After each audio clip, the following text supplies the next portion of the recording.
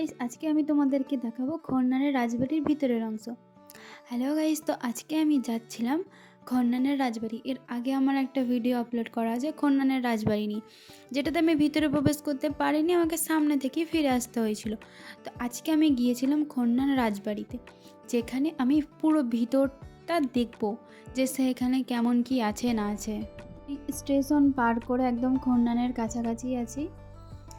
তো আমি খুব এক্সাইটেড ভেতরটা দেখার জন্য। যারা যারা দেখোনি আমার ভিডিওতে দেখে নাও। তারপরে আমি আমার গন্তব্যস্থলে চলে এসেছি। এই যে খন্নার রাজবাড়ির পুরো সামনেটা। আর একটা কথা বলে দিই, যারা ভিতরের অংশ দেখতে চাও 4টের পর থেকে তোমরা যাবে, তার আগে না হলে ঢুকতে দেবে না। তারপরে আমি খন্নান রাজবাড়ির গেটটা প্রবেশ করে ভেতরে ঢুকি। আমার এত ভালো লাগছিল, কারণ এর আগে আমি 2বার গেছিলাম, ওখান থেকে আমি ঘুরে এসেছি। দেখো খালি কত বড়। আমরা জানি অনেক রাজবাড়ি আছে এরকম আগেকার দিনের, যেমন আমাদের কালনাতে আছে, কৃষ্ণ আছে। আমি কি বলবো, রাজবাড়িটা আমার এত ভালো লাগছে দেখতে। ভিতরটা দেখলে তোমরা বলবে যে হ্যাঁ রাজবাড়ি, আর সামনে থেকে দেখলে তো আরও ব্যাপক লাগে। বাট ওখানে বেশিক্ষণ আমাদের করে দাঁড়াতে দেয়নি, তাড়াতাড়ি সবাইকে বার করে দিচ্ছিলো, তাড়াতাড়ি ফটো ভিডিও দুটো তুলে বার করে দিচ্ছিলো। এটা হচ্ছে রাজবাড়ির সামনের গার্ডেন, ঠিক আছে, যেটা বাহির পথ, বাইরেরটা।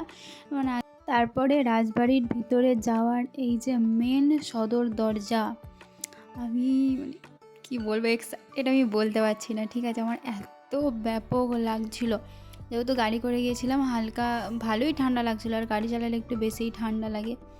তোমরা খালি ভিতরটা দেখো, জাস্ট অসাম দেখতে লাগছে।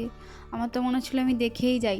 ওখান থেকে বেরোতে দিচ্ছিল না, বেরিয়ে আসতে ইচ্ছা করছিল না, কিন্তু ওখানে বেশিক্ষণ দাঁড়াতে দিচ্ছিল না।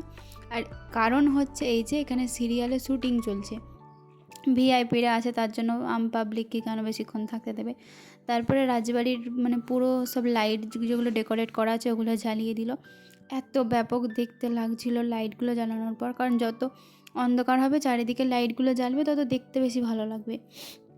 আর ওখানে 2জন ছিল সেলিব্রিটি, যারা সিরিয়ালে শ্যুটিং করছিল।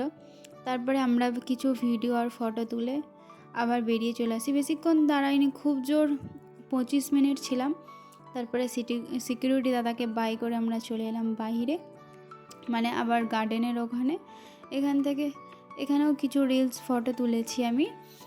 তো এতদিন পর আমার আশাটা পূরণ হলো রাজবাড়ির ভেতর দেখার।